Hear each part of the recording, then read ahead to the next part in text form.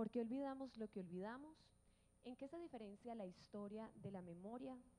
¿Cómo adquiere memoria un lugar en la literatura y en las artes? ¿De qué manera las ciudades y el campo se inquietan por su memoria? Hay quienes dicen que el lugar de la memoria es la mente, otros piensan que pertenece al corazón.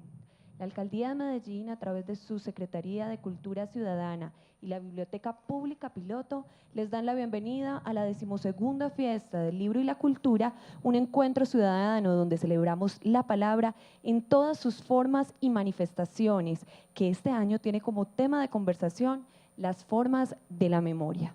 Los invitamos a conectarse con nosotros a través de las redes sociales, compartiendo contenidos con el numeral Fiesta del Libro y numeral Las Formas de la Memoria. En Facebook nos encuentran como Fiesta del Libro y la Cultura y Alcaldía de Medellín. Y en Instagram y Twitter como @Fiesta del Libro, @Alcaldía de Med.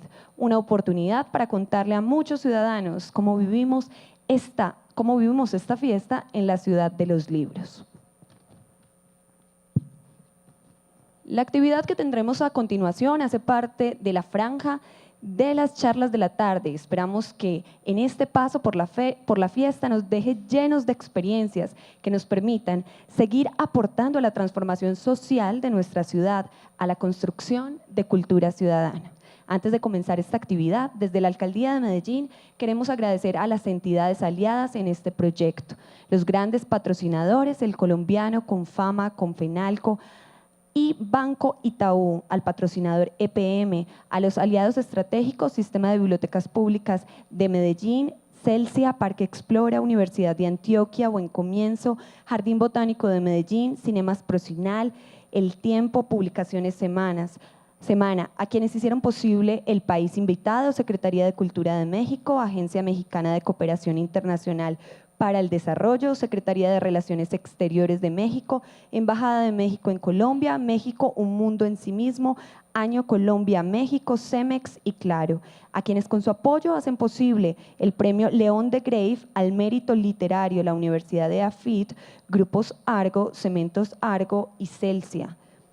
Al apoyo de entidades como Embajada de Brasil, Reino de los Países Bajos, Acción Cultural Española y Metro de Medellín. En esta oportunidad tendremos las charlas Memorias Microbianas, un desconocido álbum de familia.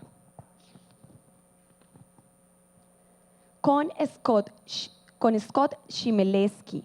Scott Chmielewski nace en Estados Unidos en 1984, es un microbiólogo, fotógrafo e investigador. Registra con su lente la belleza escondida y diminuta de los microorganismos. Trabaja en el laboratorio Colter de la Facultad de Medicina de la Universidad de Harvard en Estados Unidos y junto a Roberto Colter publicó el libro La vida al borde de la vista en el año 2017, una galería de historias e imágenes que será presentada en la Fiesta del Libro y la Cultura. Ha recibido varios premios como reconocimiento a su pasión y talento por divulgar la ciencia. Sean entonces ustedes bienvenidos a esta Fiesta de los Libros. Thank you.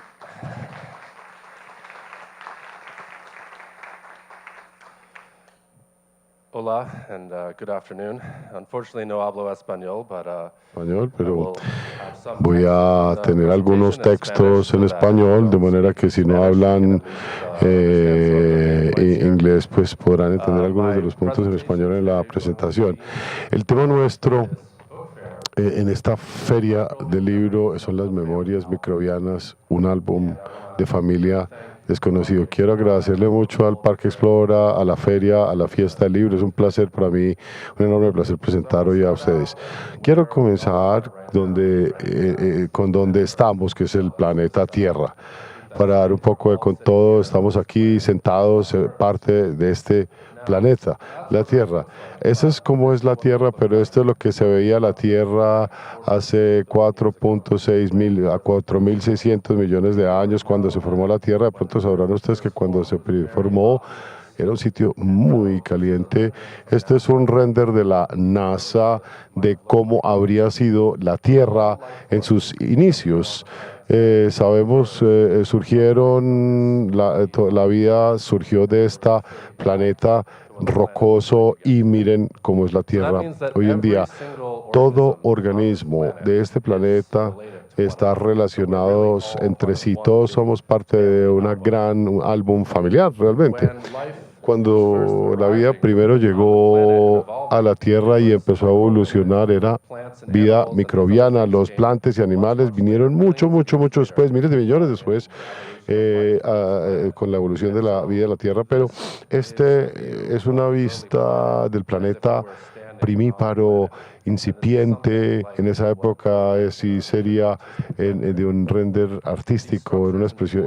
Al fondo, al frente, esos serían, digamos, montes creados por microorganismos, cuerpos microbianos. Miremos la luna a la distancia, si la alcanzan a ver allá al fondo. Desde entonces, desde que empezó a evolucionar la vida, desde esos primeros organismos microbianos en los orígenes de la vida, ahora vemos toda la vida en este planeta y la miramos en este diagrama simple. Nosotros sabemos que la mayoría de la biodiversidad de la vida en este planeta es microbiana, es vida microbiana. En este diagrama pueden ver este círculo más grande. Esto está representando todas las especies microbianas, todas las especies de organismos invisibles que no podemos ver con el ojo limpio en este círculo más grande, el azul. Si lo comparamos con el número de plantas y especies y animales, sería un puntico muy chiquitico, como el que ven chiquito en el centro. Este circulito aquí es de hecho muy grande, sería incluso más pequeño. Para algunas estimaciones sería 1000 billones, o es decir, millones de especies microbianas, y solo hay 10 millones de plantas y animales, de especies de plantas y animales, de manera que la mayoría de la vida en el planeta, cuando no podemos verla, es vida microscópica. Pero ¿cómo encontramos primero los microbios? Nosotros llevamos 200.000 años, y por esa historia de 200.000 años no hemos tenido ninguna forma de ver estos microbios, organismos alrededor nuestro. Y es una historia muy linda de cómo empezamos a descubrir y encontrar los microbios. Esto ocurrió en Holanda, en los Países Bajos. Esta es una pintura por un pintor que se llama Vermeer, muy famoso, que vivió en el mismo ciudad donde se descubrió los microbios. Esta es una de las pinturas de Vermeer mostrando, se llama Delft, en Holanda. Y así era Holanda al final de los años 1600, cuando vivía este pintor. ¿Cómo encontramos entonces primero los microbios? Esta persona, en esa época que les voy a mostrar ahorita, empezó a buscar, era una persona muy curiosa sobre su ambiente, sobre su entorno. Entonces buscaba y miraba gotas de agua que se acumulaban en hojas e hizo estos microscopios muy detallados de metal. Aquí en la pantalla esto se ve muy grande, pero este instrumento era chiquitico. Este era el primer tipo de microscopio, era muy pequeñito, más o menos de este tamaño, como les muestro aquí entre mis dedos. Y hoy en día los microscopios mucho más grandes, y nos sentamos y miramos por los lentes, etcétera. Este microscopio, que se llamaba microscopio simple, tenía contra la luz del sol o contra una vela, y se miraba por este orificio pequeño. Entonces la parte de este microscopio que está haciendo todo el trabajo, que está haciendo la magnificación, está justo aquí, este lentecito pequeño de vidrio donde se ponía la muestra en esta punta y se hacían algunos ajustes del tornillito, mire, para ver de cerca o amplificar esa muestra. Esa persona se llamaba Anthony van Leeuwenhoek. Así era el señor. Este es un retrato, vivió de 1632 hasta 1723.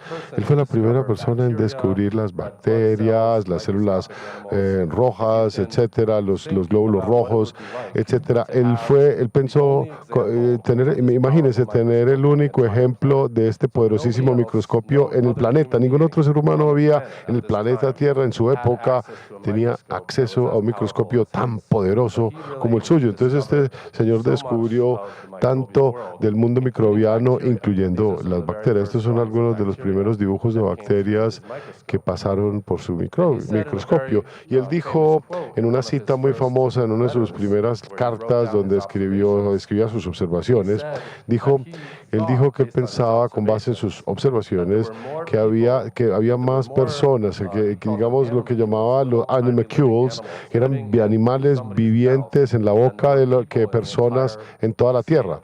en toda Holanda. Había más, y lo dijo en 1683 y tenía absoluta razón. Más o menos el mismo número mi número de microorganismos en la boca, no solamente en Holanda, sino de hecho en todo el planeta.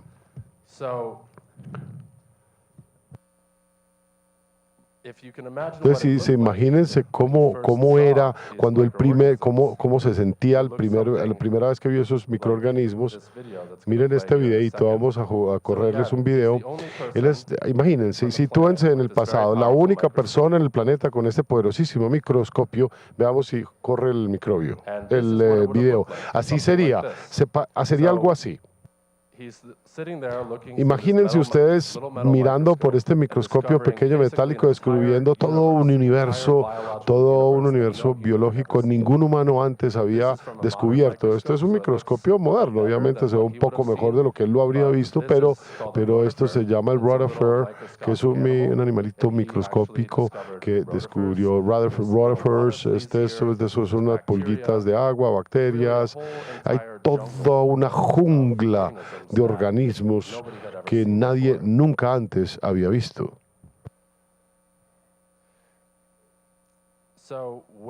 Entonces, ¿dónde encontramos estos microbios?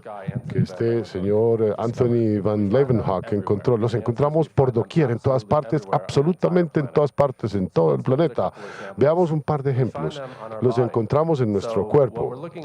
Lo que miramos acá se llama una platina agar. Vemos, digamos, es más o menos del tamaño de la mano. Y esta platina contiene algunos medios de crecimiento que promueven el crecimiento de bacterias, hongos y otro tipo de bacterias. Ahora, lo que hice es poner mi mano y hice una impresión de la mano en este medio, y después de unos pocos días de incubar en el laboratorio pueden ver todos esos microbios que estaban en mi mano, que eran invisibles. Cada uno de esos puntitos se llama una colonia. Les voy a mostrar muchas fotos de colonias. Todas estas colonias contienen millones y millones de bacterias individuales. No las pueden ver en la mano cuando la veo, cuando la miro, pero cuando la presiono acá, las células microscópicas se van depositando en el cuerpo de crecimiento, en el agente de crecimiento, en el medio de crecimiento, y las podemos ver después de que se van dividiendo y multiplicándose y reproduciéndose hasta que hay millones y millones y millones. Hay microbios, entonces, no solamente en las manos, sino en nuestra piel y en todo nuestro cuerpo, en nuestros intestinos, en todas partes de nuestro cuerpo. De hecho, tenemos un peso equivalente del cerebro en microbios distribuidos por todo el cuerpo, por lo menos tan pesados como el cerebro en microbios en todo el cuerpo. Y tenemos todos nosotros lo que llamamos una nube microbiana que nos circunda, que nos rodea. Al ustedes ir caminando y al estar sentados ahí en este momento, cada uno de ustedes está rodeado por una nube microbiana. Como hay tantos microbios en la piel y en el cuerpo y en alrededor, y miren cómo se muestra en esta animación, en esta expresión artística de este entorno. Estamos llevando esta nube microbiana a donde vamos, y cada uno de nosotros tiene una nube un poco diferente que la persona que está al lado tuyo, porque todos tenemos una microbioma único, que es la totalidad de los microbios en nuestro cuerpo. Y estos microbios en nuestra nube no simplemente están quedándose ahí pasivos, sino que están interactuando, asentándose en nuestros carros, en nuestros hogares, en nuestros trabajos, en las superficies por donde vamos. Los microbios están en nuestro cuerpo. Los microbios también están fuera de nuestra puerta de la casa. Si usted está en su hogar y sale a la calle y coge cualquier hojita del suelo, del subsuelo, y aquí vamos a hacer otra impresión de agar, como hice ahorita con la mano. Si toman una hojita y la presionan a un medio agar y se le permite crecer por unos días en el laboratorio, podemos ver todos estos microbios invisibles después de haber crecido y formado colonias. Espero que se den cuenta en la pantalla todos estos colores bellísimos. Allá en el mundo microbiano hay organismos que producen todos los pigmentos de una paleta del mayor y más grande artista, y pueden ver los diferentes microbios, cómo los diferentes microbios se encuentran en distintos lugares en la hoja. Microbios están fuera de nuestra puerta, justo en nuestra casa. Acá, en Sudamérica, también tenemos distintos tipos de hojas, pero cualquier hoja sería algo parecido a esto cuando la miramos con un microscopio mucho más poderoso, lo que se llama un microscopio que va 100.000 veces más o más amplificación incluso, y podemos empezar a ver algunos microbios invisibles que fueron depositados en la platina agar. Aquí vamos a amplificar esta seccioncita en cuadrado y vamos a verla mucho más de cerca. Veamos algunos todos estos filamentos largos se llaman fungal hyphae, que es parte del ciclo de vida del hongo que se encuentra por doquier. Podemos ver todo tipo de microbios viviendo en una comunidad en esta hoja. Y esto es muy importante porque los microbios allá en los bosques, en alrededor de nuestros hogares, están deshaciendo la hoja. Miren, por ejemplo, todas estas estructuritas parecidas a un esqueleto son el sistema vascular de la hoja y así es como ella transporta agua y nutrientes a lo largo de la planta. Entonces los microbios han deshecho el tejido y lo que se puede ver que queda es como un esqueleto del sistema vascular. Y estos microbios, cuando van deshaciendo estos material orgánico, están liberando nutrientes que son utilizados por otros organismos. Si vemos un bosque hermoso o un ecosistema visible, piensen todos estos microbios que están en el asiento, en la cama, deshaciendo las hojas, liberando nutrientes y empoderando y energizando todo el ecosistema, creando el suelo en el que viven las plantas y los árboles. Aquí en Sudamérica, ustedes tienen suerte de tener uno de mis animales favoritos, que es la hormiga comedora de hojas. Es cortadora, realmente se dice cortadora de hojas. Esta hormiga corta, siempre está ocupadísima, es muy trabajadora, cortando las hojitas y tomando pedacitos de la hoja y van por caminitos llevándola al subsuelo, a todas sus colonias subterráneas. Pero no sé si no saben qué pasa bajo la tierra en esas colonias de hormigas. Ellas toman las hojas, se las llevan a su colonia subterránea y no se las comen. No se comen el tejido. En lugar, esto que ven aquí, este material café, es lo que queda de las hojas que cortan y llevan a sus jardines, y crecen y cultivan un hongo en ese material de hojas y se comen el hongo, más no la hoja. Entonces, estos son colonias de hongos que las hormigas están cultivando. Son de hecho granjeras, son los primeros granjeras del planeta. Estas hormigas son agricultoras y mucho antes que los humanos inventaron la agricultura. Esto es lo que comen ellas, estos honguitos blanquitos que crecen en las hojas.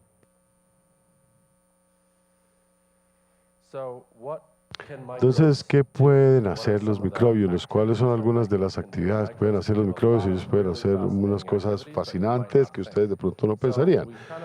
Tenemos una idea sobre las bacterias y estos organismos invisibles. Realmente son estos, uno cree que son aburridores, que están flotando allí por sí solos, pero no, son muy avanzados en los comportamientos y conductas que pueden hacer. Primero miremos cómo los microbios viven en comunidades. Los microbios, como dije, no viven solos en la naturaleza. Donde viven, donde están, viven en comunidades que uno pensaría como ciudades, donde nosotros los humanos vivimos.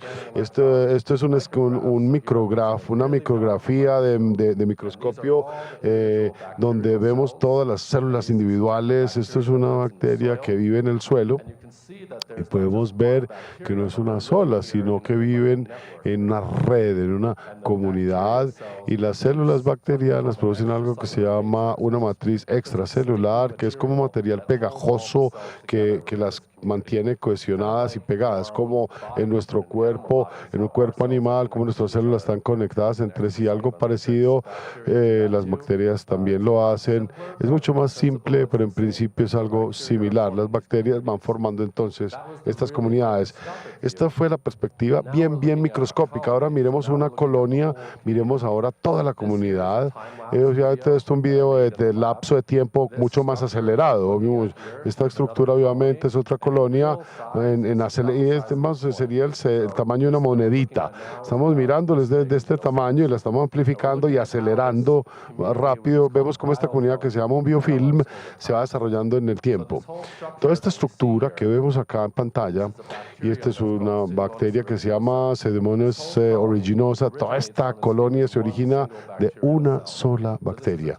Este es el tipo de desarrollo, de multiplicación que hemos pensado. También ocurre con los animales. Las bacterias tienen este desarrollo empezando de una sola celulita, se dividen, se reproducen y estas células interactúan entre sí y al final terminamos con esta hermosa comunidad que se llama el biofilm.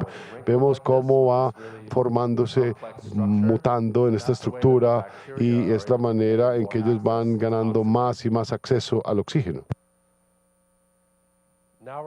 Ahora vamos a darle una mirada a una vista más detallada a esta misma colonia, más amplificada, para mostrarles qué tan compleja es la arquitectura de estas colonias. Vean, todos estos filamentos y estas pequeñas arrugas y estructuras que le ayudan a la bacteria a tener acceso a los nutrientes y al oxígeno. Las bacterias también cooperan entre sí, pueden dividirse y distribuirse las tareas.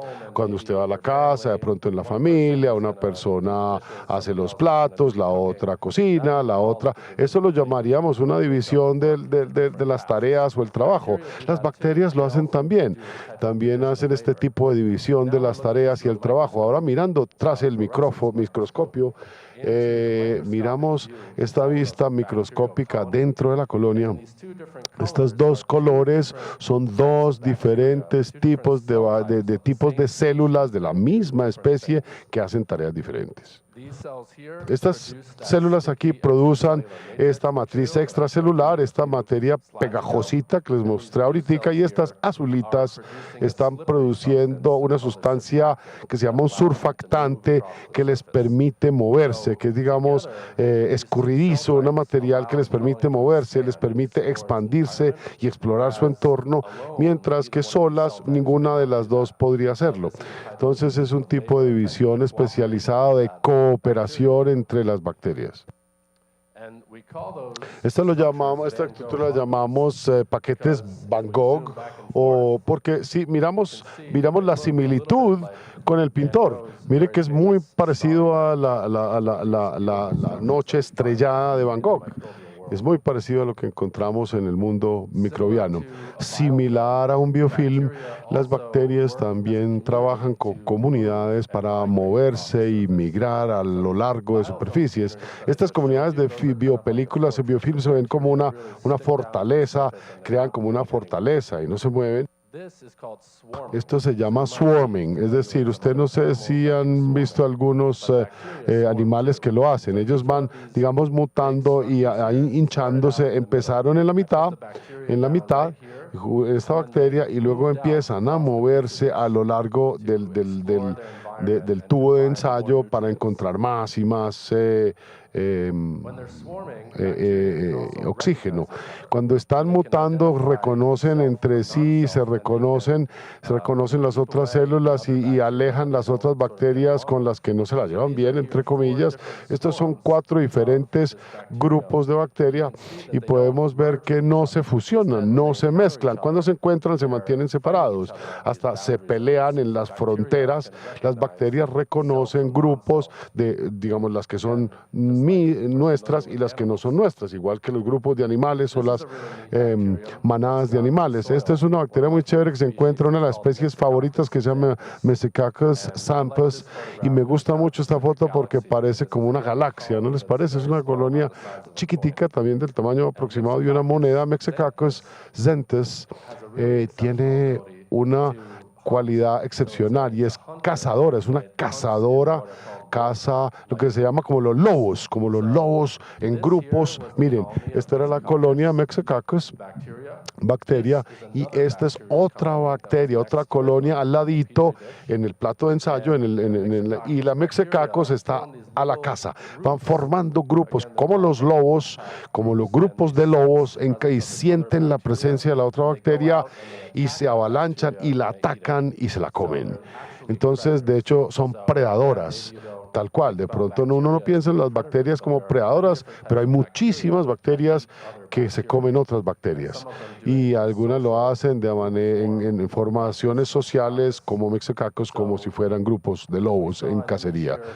Mirándolo unos días después, esta colonia estaría completamente desaparecida, la Mixacaco se la habría totalmente devorado, se habría comido todas las bacterias con este comportamiento de cacería en grupos. Otro de mis microbios favoritos que tiene también unos comportamientos súper chéveres, complejos, se llama el slime mold. Esto no es una bacterium, sino que es un organismo más cercano a los animales que a las bacterias, donde encontramos también en el suelo, digamos en las hojas. Esta es otra película obviamente acelerada, muy acelerada en el tiempo, ¿no? Miren el comportamiento de pulso, miren los pulsos intermitentes, están regándose por todo el plato de ensayo y explorando nutrientes y al hacerlo está pulsando. Observen la pantalla. Si miramos el dentro de uno de estos redes de pulsación con el micrófono, así se ve con el micrófono. Vean cómo estas estructuras están expandiendo, contrayéndose cada minuto aproximadamente. Esto está muy acelerado, obviamente, y toda esta red que se va formando está distribuyendo nutrientes y otros materiales a lo largo de todas las estructuras parecidas a las venas. Y todo esto es una célula gigante. Esta es una de las organismos de célula mayor grande del mundo y pueden ser más o menos de una red, puede ser de este tamaño y es una célula gigante, una de las células más grandes que existe, que conocemos en la humanidad. Esta es una de las redes cuando está terminada, mirándola desde arriba.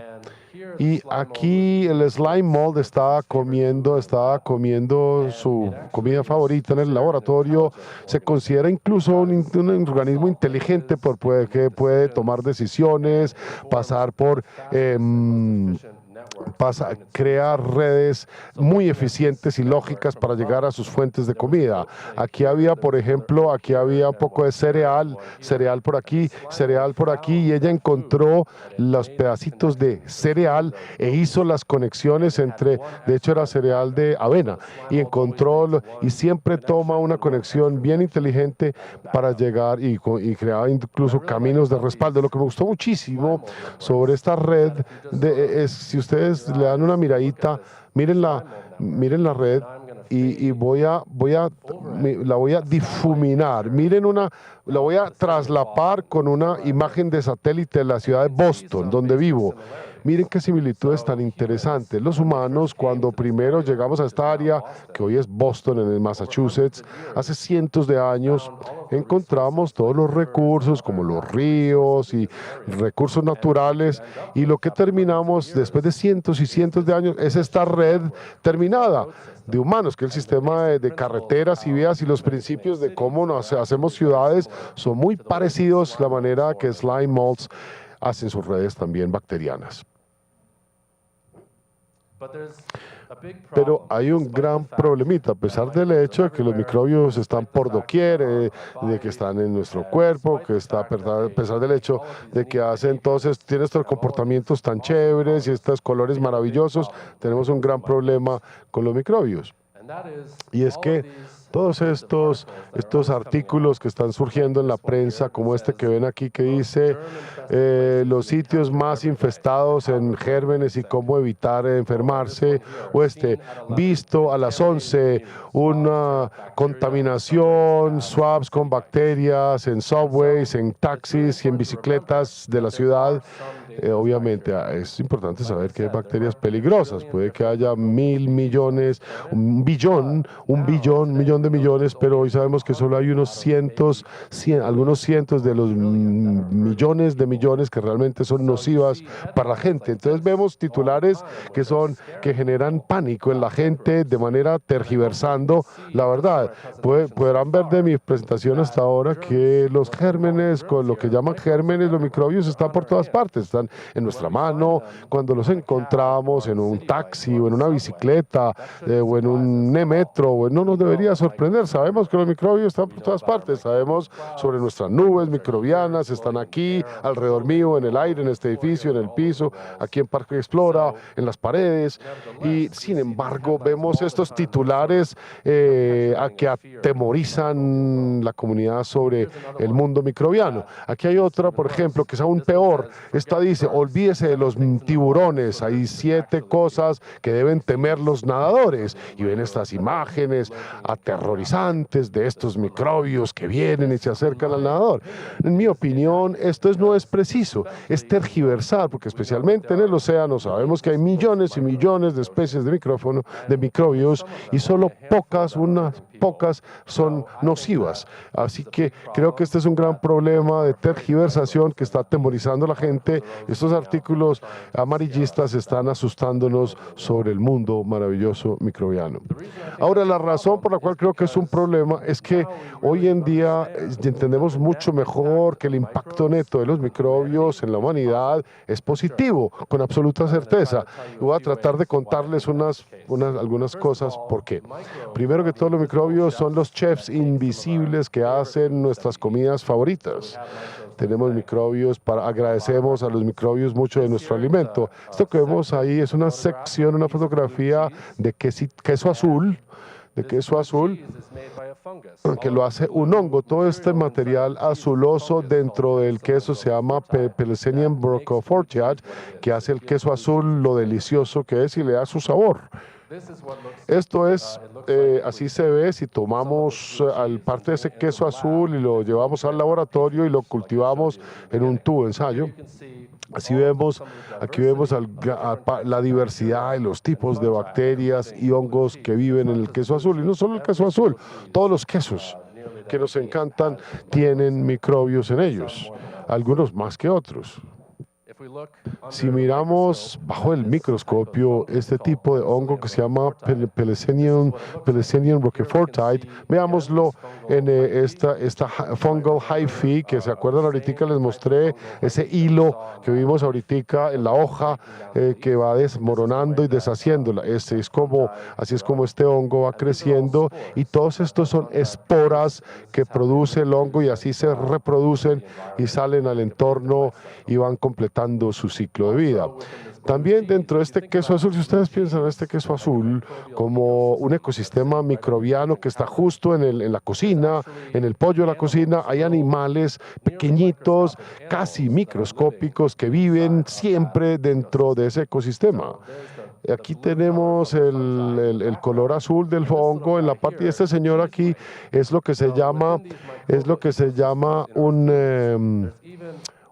es como una especie de animalito, un ratoncito chiquitito, y hay otros que son como vacas, que van por el queso comiéndose todo el hongo y van como si fueran vaquitas microscópicas pastando en el queso.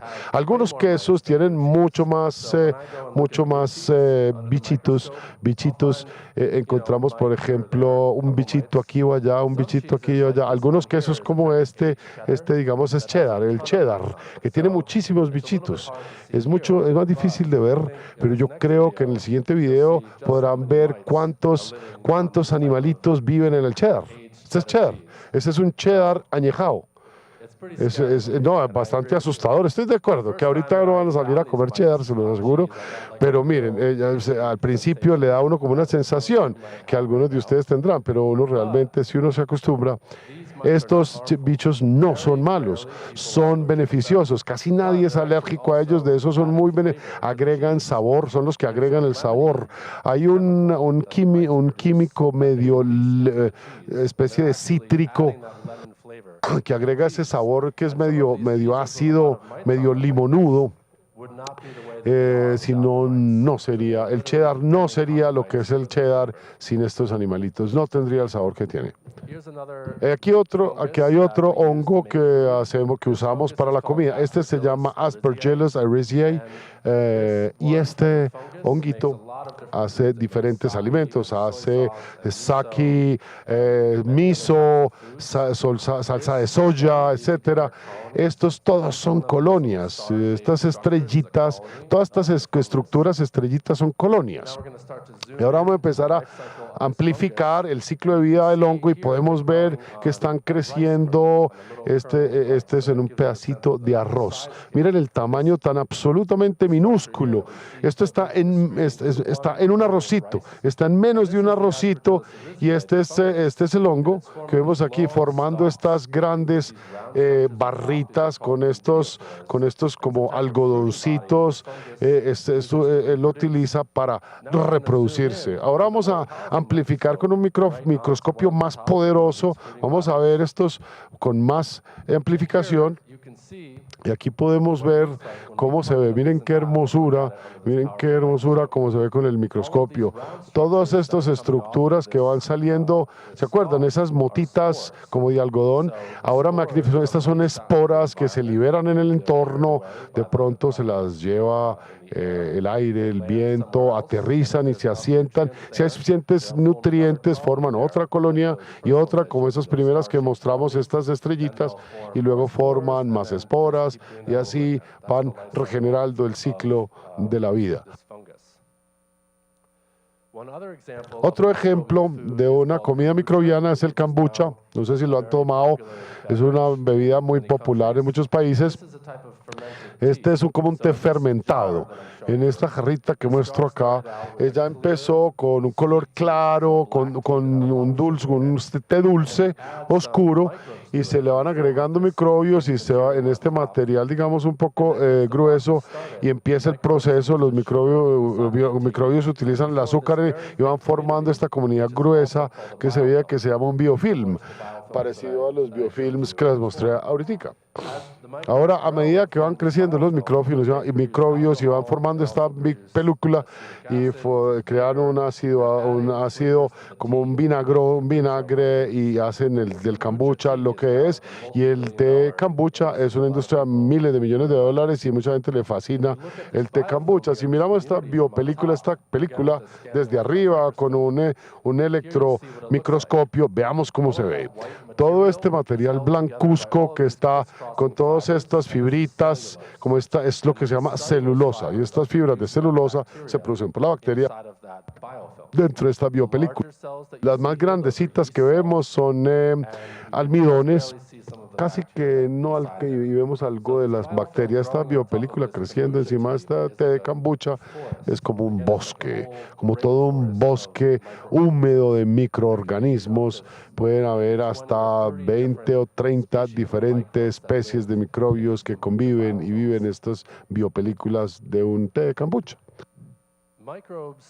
Los microbios en el suelo, y este puede ser suelo justo fuera de tu casa, en tu hogar, hace algunas de nuestras medicinas más importantes, muy importantes para hacer medicina.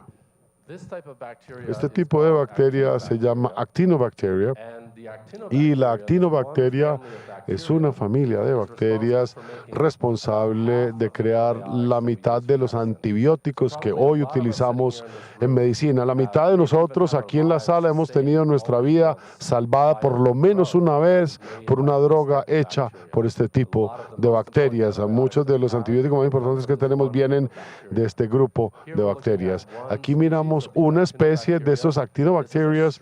Esta es una beta de colonias. Cada uno de estos puntitos que ven ahí es una colonia con millones y millones de bacterias microscópicas. Y ahora vamos a hablar de este color azulito a la izquierda. Vamos a hablar del azulito. Ese color azulito es ni más ni nada menos uno de esos antibióticos que las bacterias producen. Y este antibiótico resulta y sucede que es un pigmento azul también, que es chévere porque lo podemos ver con el ojo limpio cómo se va produciendo el antibiótico. Este es una imagen quieta, veamos, y este es un lapso de tiempo acelerado, ¿no? Acelerado del desarrollo de la colonia, muy, muy acelerado. Esto lo crecimos obviamente en el laboratorio. Esto es un proceso que se demoró 2 semanas, pero lo vemos rapidísimo, comprimido en 20 segundos. 2 semanas en 20 segundos y vemos el desarrollo de la colonia, millones y millones de bacterias, cada vez se va agrandando la colonia y luego empieza a volverse blanca. Eso se llama area mycelia, que es parte del ciclo de vida de la bacteria. Miren qué belleza, y esta va cubriendo toda la colonia. Es como el hongo, como va generando esporas y les permiten completar su ciclo de vida. Pero miren que el medio y en el platillo de ensayo se va volviendo azul. Y este es el antibiótico que se llama actinorodin, que la bacteria está produciendo. Mire abajo algunos ejemplos de las estructuras, de los compuestos, estos medicamentos que tenemos a través de la microbiología, los descubrimos de Actinobacteria y hoy las convertimos en drogas que tomamos y usamos como medicina. Entonces, muy importante, y les garantizo que muchos de ustedes ahí sentados puede que hayan sido salvados al menos una vez en su vida por una de estas pequeñas bacterias. Es otro de esos impactos bien positivos. Este es otro tipo de Actinobacteria, que otra colonia. A medida que van creciendo, van formándose estas gotitas de agua, y estas gotitas contienen algunos de los antibióticos.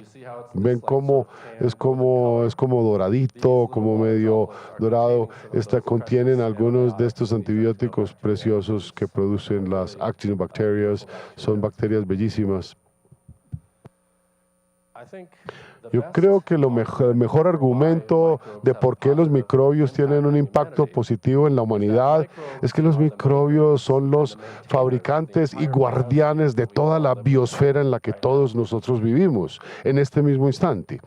Entonces, si nosotros miramos la Tierra desde el espacio, si nos imaginamos que estamos volando sobre la Tierra, mirando hacia abajo el planeta, una de las primeras señales de vida que veríamos serían los microbios. Entonces, ustedes ven verde en los continentes donde hay bosques, pero también vemos en los océanos estas enormes áreas que se llaman blues. Estos son 1000 kilómetros de extensión y esto contiene alguna inmensa cantidad, gran cantidad de microbios que ni los podemos contar. Millones de millones de millones y billones de estas grandes manchas azules que ocurren anualmente en diferentes estaciones del año. Entonces podemos ver estos microbios. Esto es una alga microscópica donde las podemos ver desde el espacio. Estas algas microscópicas que me parece algo maravilloso. Si vemos un ejemplo de este tipo de plancton, esto es el plancton. Estos son estas algas microscópicas. Todas estas celulitas que vemos acá son fitoplancton, son algas microscópicas que se llaman diatoms. Estos diatoms son uno de los más comunes de microalgas en todo el planeta, no solo en el océano, y este color verdecito dentro de las células es un pigmento muy importante que se llama clorofila, que seguramente algunos de ustedes conocen. Usando la clorofila, esta microalga están haciendo fotosíntesis, creando mucho del oxígeno que nosotros respiramos. Pensamos en estos azulejos en el océano, estas algas microscópicas están produciendo el oxígeno que estamos respirando. La NASA hizo este increíble lapso de tiempo que salió el año pasado, y en este lapso de tiempo vemos 20 años aceleradísimos de actividad. En el océano vemos todos estos son los blooms azules, ¿no? Que están moviéndose, creciéndose, que van cambiando con las estaciones. Todo. Es como la fuerza de la vida, es como el pulso del planeta Tierra. Estas algas microscópicas y otros microbios fotosintéticos del océano producen la mitad del oxígeno que ustedes están respirando aquí, sentados. Respire mientras me escucha y respire. Uno de cada 2 respiros viene de esos microbios. Entonces las plantas reciben el crédito y se lo merecen por producir el oxígeno, pero mucho del oxígeno que está respirando en este momento viene de esos microbios del océano, y por eso siempre les digo que los microbios realmente nos dan la vida. Entonces, a pesar del hecho de que hay un puñado de bacterias que son nocivas, no estaríamos aquí sin los microbios, porque toda la vida evolucionó de los microbios, se sostiene por los microbios, no podríamos vivir sin los microbios porque producen el oxígeno que respiramos. Algunos microbios realmente nos dan la vida. Y lo último que quiero decirles es que cuando ustedes salgan allá afuera y piensen en el universo, si vamos a encontrar la vida en otro planeta u otro cuerpo del universo, probablemente va a ser vida microbiana. Toda la vida primero evolucionó microscópicamente, de manera que esto es una imagen de campo profundo del telescopio Hubble. Estas son galaxias que ven acá. Hay más de 6.000 millones de una sola foto de la NASA. Todo lo que ven viene de una sola parchecito del firmamento. Estas galaxias todas contienen cada una tantas planetas y estrellas, y hay una gran probabilidad que en algún lugar en el universo haya otra vida, y probablemente será vida microbiana. Bueno, y con eso les agradezco. Quiero agradecerles por su atención. Con gusto contestamos preguntas en un instante. Estoy feliz de que que va a salir, viene pronto a Parque Explora. Esta exhibición de Harvard va a venir pronto. Si quieren ver más imágenes de bacterias hermosas y microbios, pueden ir a mi página web que está ahí, microbephotography.com, o mi Instagram, ahí lo tienen, lo pueden apuntar o pueden tomarle fotos. Social Mac, el libro en que se basó es Life at the Edge of Sight, la vida al borde de la vista, con diferentes tipos de bacterias para que ustedes curiosen y veamos cómo los microbios le ayudan a la humanidad, con mi asesor Roberto Colter, que vive en Bogotá. Muchas gracias a todos.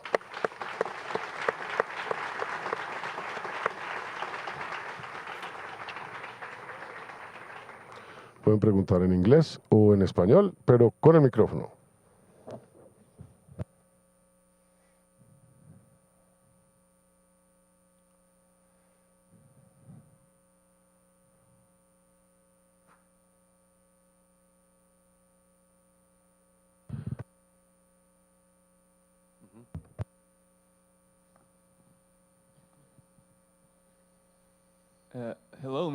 Hola, señor Scott. Una vez más lo felicito por su increíble presentación. Mi pregunta es bien simple.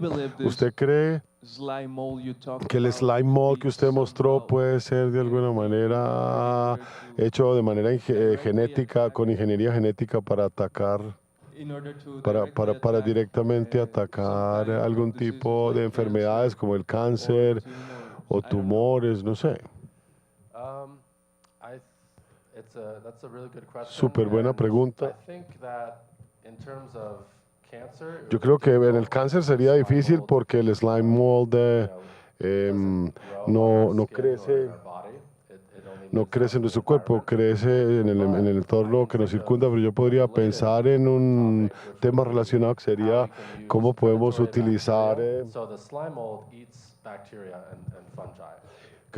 digamos, usted podría pensar en un microbio, no necesariamente como slime mold, pero hay algunas personas que están trabajando en este momento en bacterias predadoras que se comen otras bacterias como una manera de matar o eliminar otras bacterias infecciosas nocivas. Por ejemplo, les mostré ahorita la Mexecaca santos, que es un ejemplo de una de estas predadoras que vimos ahorita, que se comen a las otras, las que lo hacen como manadas de lobos. Podríamos utilizar este tipo de bacterias, están trabajando de hecho usando estas predadoras para matar otras bacterias infecciosas.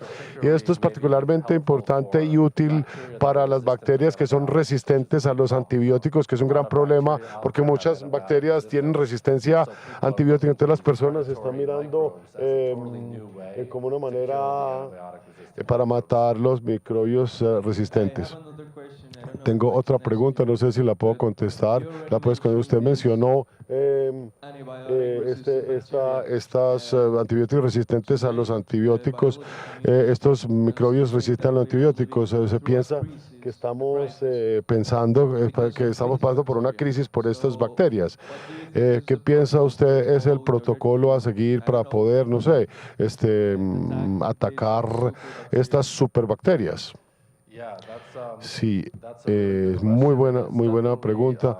Yo creo que, de hecho, sí es una crisis y es una crisis que nosotros nos la inventamos y la trajimos nosotros. Como le estaba contando ahorita, estas bacterias, atinobacterias muy especiales que viven en el suelo, las que producen los pigmentos muy coloridos, hemos descubierto donde descubrimos los primeros antibióticos, más o menos en 1940 y pico, un gran avance en medicina, particularmente para enfermedades como había drops streptomycin, una sola droga que salvó miles y miles de personas. Pero en las décadas posteriores empezamos a usar los antibióticos mal y el sobreuso y mal uso de antibióticos o usándolos para agricultura, para criar animales, con mucho antibiótico en los sistemas animales, eso promovió la resistencia antibiótica. Entonces digamos que es como una espada de doble filo. Los creamos, los usamos mal, pero a la vez estamos creando unas bacterias resistentes muy peligrosas. Entonces, dos estrategias para luchar contra estas bacterias. Una sería, como te dije ahorita, utilizar bacterias depredadoras para matarlas, y otro camino prometedor es dañar su habilidad social. Es decir, a ellos les gusta formar comunidades, es decir, intervenir, y cuando están infectando a alguien, también están formando un biofilm, están comunicando algo que se llama Corm Sensing, un sistema sensorial. Entonces están trabajando los investigadores para no matarlas de una, sino dejar de que socialicen o se comuniquen, como evitar que creen biopelícula, hacer una disrupción de funciones sociales y parar su habilidad de infectar. Son dos nuevas ideas novedosas para luchar la resistencia antibiótica. Muchas gracias por su pregunta. Hola Scott, excelente charla. Simplemente que por curiosidad, en kombucha, la bebida, el sistema de kombucha, el microbiano, ¿usted sabe si algún estudio ha caracterizado las especies principales que hacen celulosa o estos compuestos importantes de celulosa de fermentación en la kombucha? Muy buena pregunta. Definitivamente sabemos qué grupo de bacterias están produciendo la celulosa. Pero más hay un trabajo muy chévere, muy interesante que se está haciendo mirando diferentes kombuchas en el planeta.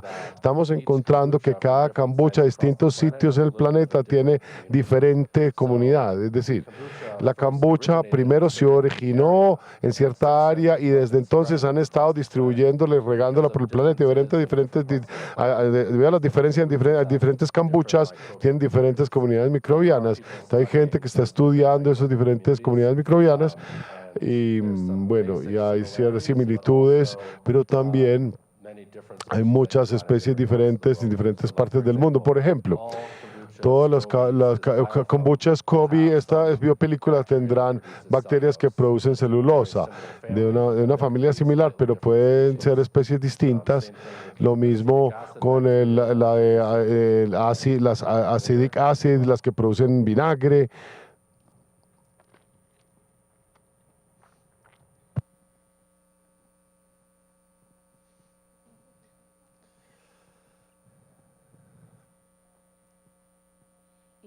Hola, hello. Tengo una pregunta sobre plástico. Pues si usted sabe, existen muchos microplásticos en los mares. Entonces no sé si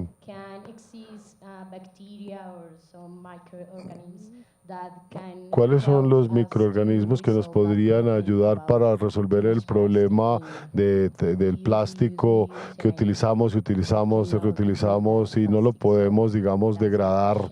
Esa es mi pregunta. Muy buena pregunta, muy buen comentario, pero es toda otra categoría que tú tocas, en la que podemos usar microbios que ni siquiera hablamos en la charla. Digamos que es usar los microbios para biotecnología y para producir ropa, para deshacer microplásticos. Es decir, hay muchas personas, investigadores en este momento, que están trabajando en bacterias para tratar de deshacer estos microplásticos y descomponer estos microplásticos en los océanos. Ya se está haciendo, no solamente simplemente podemos encontrar bacterias que están en el entorno natural, pero también podemos genéticamente hacer ingeniería genética para mejorar esa descomposición. Hay varios investigadores trabajando en ese sentido. Siento mucho, pero esta pregunta tiene más que ver con la charla que diste ayer que con la de hoy, pero cuando hablaste sobre el libro, dijiste ahorita que había sitios que te interesaban explorar y mirar por el microscopio. Quisiera ver cuáles son esos lugares o en general cuáles son los sitios en que te interesan para explorar. Sí, para el libro fui a Yellowstone, al Parque Nacional de Yellowstone en Wyoming, en Estados Unidos, que tiene una actividad microbiana muy interesante y una gran cantidad de microbios invisibles. Fui a Holanda, donde primero se descubrieron los microbios. Hay muchos otros lugares en el planeta que tienen, digamos, una microbiología muy especial que me gustaría visitar. Algunas ideas, British Columbia, en Canadá, ¿no? Hay un lago que se llama Pavilion Lake. Si usted bucea al fondo del lago, encuentra estos enormes montes que se llaman microbialites, que forman estos enormes, unas formas divinas, digamos como chimeneitas, ¿no? En el fondo, me encantaría, primero tengo que aprender a bucear, ¿no? Que no sé bucear, pero toca aprender y quisiera explorar el fondo acuático, ¿no? Esos sistemas acuáticos. Y también hay un sitio en Australia súper chévere que se llama Shark Bay, que es la bahía de los tiburones, ¿no?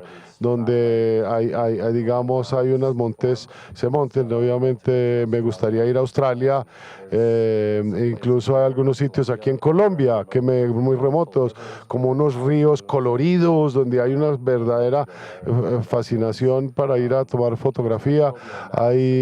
Digamos, hay unas comunidades microbianas en todo el planeta. Puedo gastarme toda la tarde hablando de dónde podemos ir a encontrar microbios, ¿no? Muchas gracias por venir a compartir. Tengo una pregunta. ¿Hay de pronto alguna investigación que se esté desarrollando para atacar la enfermedad del VIH y la psoriasis?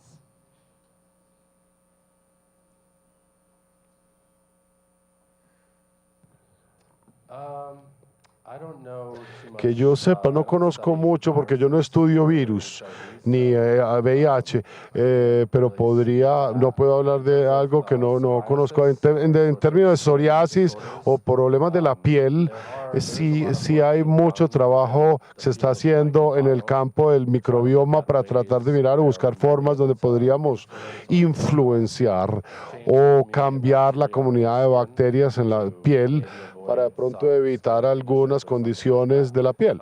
El microbioma en general, hablando de todas las bacterias, de nuestra piel, de nuestro cuerpo, es un campo muy emocionante y fascinante, pero apenas estamos empezando a conocerlo.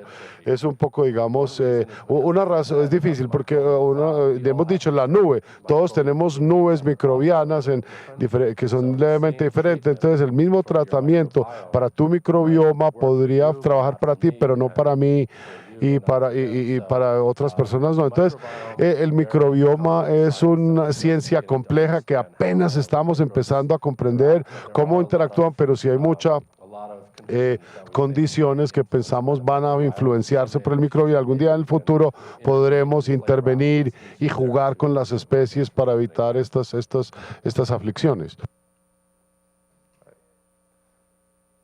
No está amplificado. Creo que ahí ya. Ahí.